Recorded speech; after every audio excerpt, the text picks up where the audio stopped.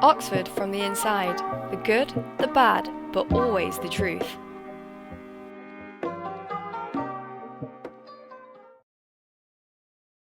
Hi, I'm Laurel. Welcome back to Oxford from the Inside, the good, the bad, but always the truth. Today we're joined by Laura. Would you like to introduce yourself a bit? Hello, I am Laura. I studied at Lady Margaret Hall for 4 years. Firstly did a BA in English literature and then went on to do a master's in English from the Renaissance period, so like 1550 to 1700. I finished this year during lockdown, but then went straight into working in one of the colleges, St Catherine's College, as academic officer for admissions.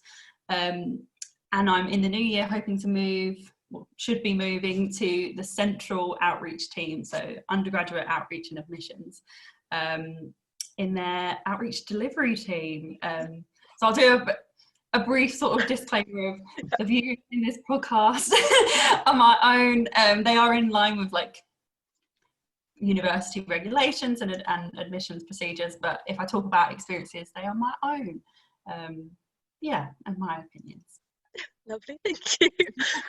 Today we'll be talking about the UNIQ programme, which Laura is kind of like the powerhouse for. I know when I went on UNIQ, you were one of the ambassadors when I was there as a little 17-year-old, so you're pretty well established. Yeah. I think it's fair to say it's the kind of a programme aimed at widening participation for Oxford specifically, but also kind of the Oxbridge application process more widely. So could you first chat a little bit to us about your Oxford journey, and then we'll move more into the like UNIQ specific bits and pieces. Definitely. So I come from Essex. I've got a little bit of a twang, but not much. And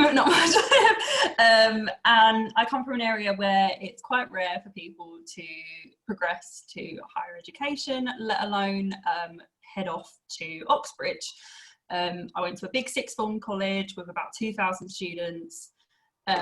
And a handful of us tried for Oxbridge every year, and it was kind of like a distant, someone rumoured maybe years ago that they did manage to, but it was all quite unknown. I'd always done quite well in my GCSEs and worked really hard at school, but I did get diagnosed with a chronic illness in my year of doing my GCSEs.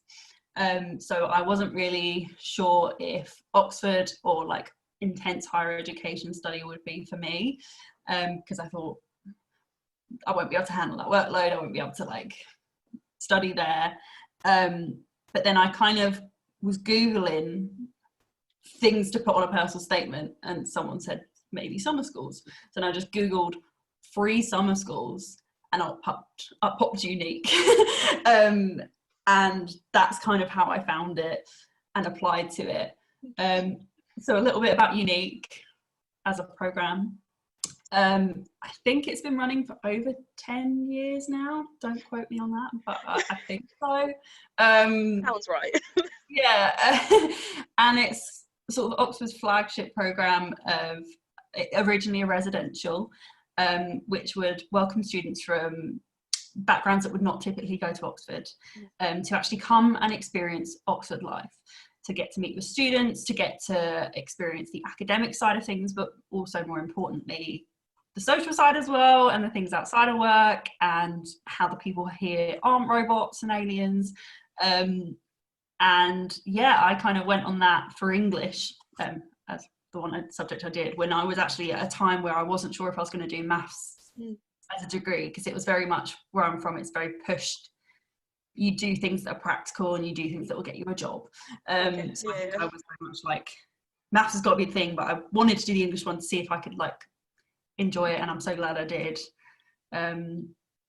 because I genuinely pin a lot of my Oxford experience to that week. Like I don't think I'd be here without it. How do you think it like most shaped you and helped you kind of achieve the Oxford dream? Like, what do you think you took away from that week? I think the main thing I personally took away was just really the people, because yes, the course surprised me. Yes, the fact that the tutors cared what I was saying surprised me. Yes, the fact that there was people as excited about this subject as me. That was all amazing.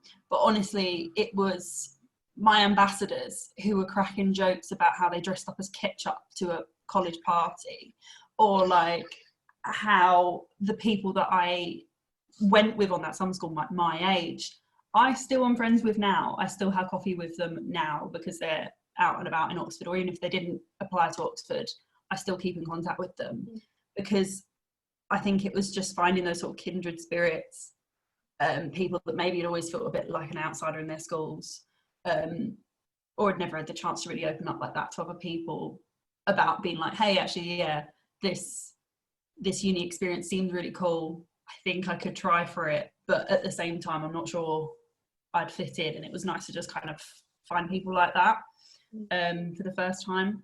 And I think that's kind of the main thing I took away from it, really. So if you could kind of talk about what the week roughly looks like, because I know you've done how many of them have you been on now as an ambassador? So I have attended myself 5 years ago, and then I have worked it every year since I could. So first year, second year as a student ambassador, so that means that you were one of the like subject ambassadors, so I would be given English literature students to kind of look after for the week. And then in my finals I worked as site manager, so I was there for the whole 5 weeks looking after all sorts of subjects and kind of getting to meet hundreds of students. And then last year I was going to be site manager again, but of course 2020 happened. But UNIQ last year, whilst I was still, well, this year, it's still 2020, then was 100% online, and I still worked that as well as a senior sort of online ambassador. In between writing my thesis, I was just like, I need to help this year, I still want to.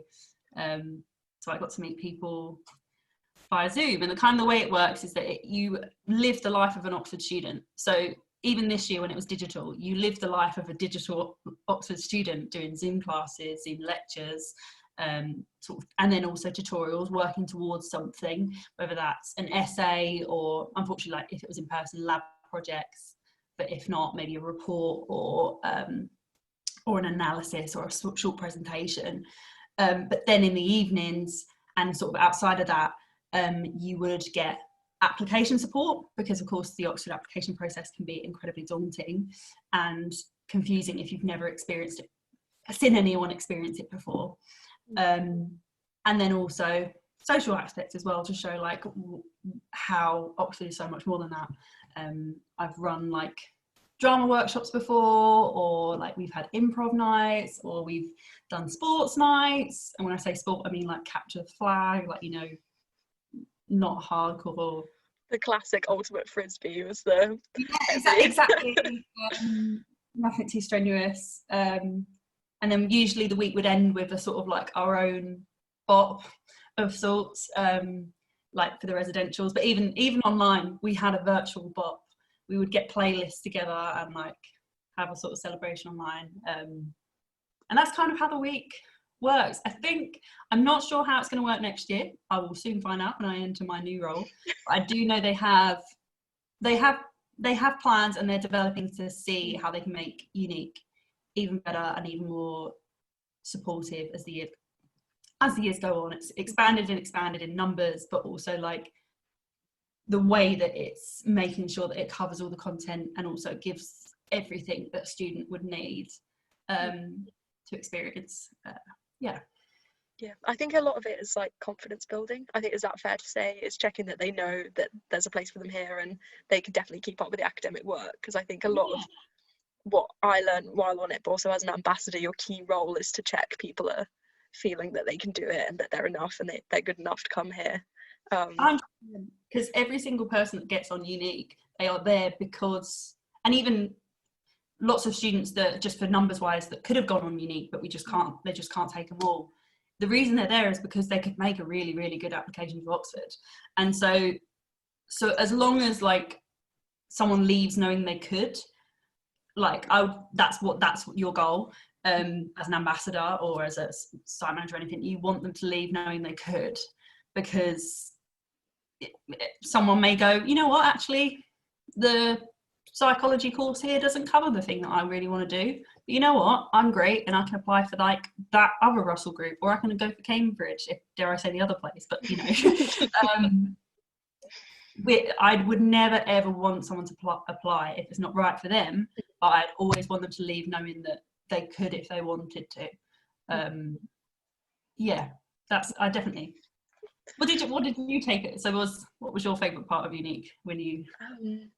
So I think definitely we had a one particular lecture where we were given this book before, so they sent out all these like copies, and I was, oh, exciting, new books.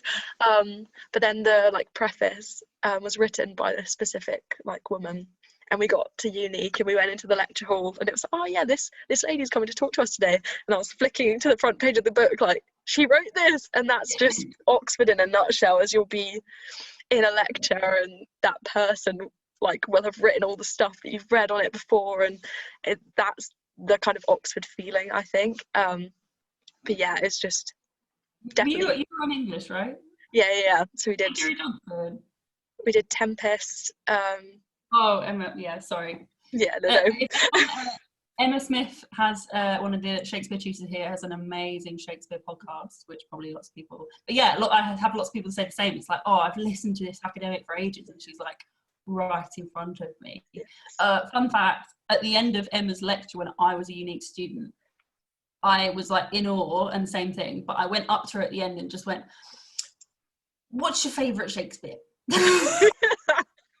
Which, looking back, is not the most intelligent question in the world, but like. What did she say though? What was her answer?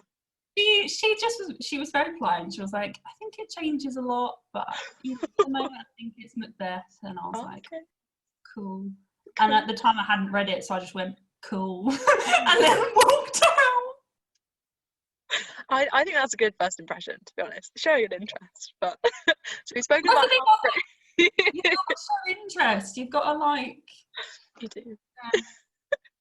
We're talking about how we've spoken about how good UNIQ Week is, but how do you apply, and like what are they looking for in an application? So again, UNIQ application process I think has changed since I did it. So I will talk about how I did it, because I'm not sure how it's done now. Originally you would have to kind of do a sort of mini personal statement or a little mini practice of showing your love for your subject. And that's really the biggest advice you can give, is like, just really show, if you do get a chance to talk about why you're going for that specific course, like just really show your love for it, like show things that you've done and like outside of your course, or things that you're thinking about, or things that you are really excited by. You don't have to know lots, and again, I'm not sure if this personal statement element is there anymore, because of course, as UNIQ is for widening participation, it will consider sort of your school history and success rate of like GCSEs and A-levels and things like that. It is a very complex process, because they want to make sure that they get students that not only academically have the capability to get into Oxford, but also would not have this sort of support elsewhere. And I know firsthand that like there are people every year that don't get on it, that would really benefit from it, and they know that, UNIQ know that, and they are working really hard to expand it as much as possible. I mean, they had UNIQ Digital, which they've been sort of expanding over the past few years as a way for all those students that wouldn't be able to maybe come to the residential, they could get this online mentoring to make sure that they still had the application advice. But that is so crucial, but they just maybe wouldn't be able to afford to take them on another summer school. And for some courses, I'm not sure, again, don't quote me on this, I think some courses on UNIQ are even more competitive application rate wise than the courses themselves. Yeah. So you really shouldn't, it's always something worth to go for, because why not, if you qualify. On their website, I think it says all the things that you need to have, like certain schools or things you may need to have attended to be able to apply. But never really take it too hard of a knock if you don't get in it, because there's still so many other ways that you can get involved with Oxford Outreach and get the support from elsewhere, but it's just a particularly good one. No,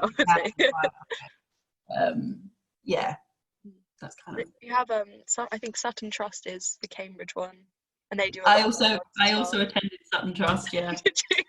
Just circling around all the summer schools. Yeah, I did. I googled free summer schools, and anyone that came up, I was like, sweet, I'll apply for you. I'll apply to that. And I have to say, Sutton Trust was great. Wasn't as great as UNIQ, hence why I applied for Oxford. But still, Sutton Trust was great, and still made friends on Sutton Trust that I still keep in contact with, which is mad after 5 years. And same sort of thing, residential advice. And I know in this new world, the word residential, sadly, like maybe a little bit of a distant future. But I think particularly this last year with UNIQ Online, you still massively got that sense of community that kind of came out of that week. Students that I really want to like wish them all the best in their life and like see them do well. And like, yeah, just silly things like rapping Hamilton with one of my music students over Zoom, but like it was really delayed, but we were still proud of us anyway that we were doing it. Just that sort of thing. I hope it kind of makes people realise that like Oxford is not this stuffy, closed off world, and there are people there like them, or that are fighting for people like them to be here if they're not maybe occupying the space already. We talk about the kind of the unique feeling at the end of the week, where you feel that you've made a difference and you've gotten people to apply, and they adapted so quickly this year to do all of the stuff online, and at the end of it I still got that feeling of I've made some form of difference here, and these kids are going off and they've said they're going to apply, so we'll just I would say like my advice actually would be for people going for it like in this next year is like really put yourself out there if you do get on the online ones, because I know it's scary, and like I know as well, of course, if you don't have the technology available, like please try and get in contact with your schools and see if there's ways that, or pester UNIQ about it if you get on it and you can't, like because you need people to be making noise if you can't access it technology wise. But if you have the technology and you can join, please actually physically join. It sounds silly, but the amount of times I was talking to an empty blank, screaming into the void.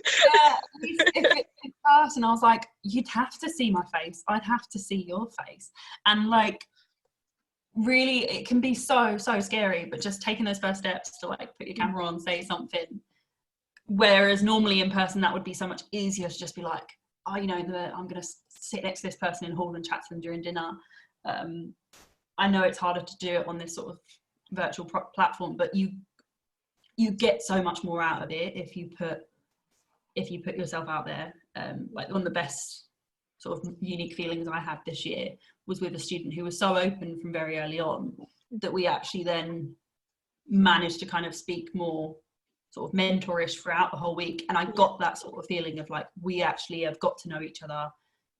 I have actually really helped you personally, and you've helped me like see a different perspective, and that wouldn't have come out if that person hadn't been bold in that first session, was like, hi, I'm blank and I have questions about blank, and it was just useful. Exactly. And I was like, I know how to help you.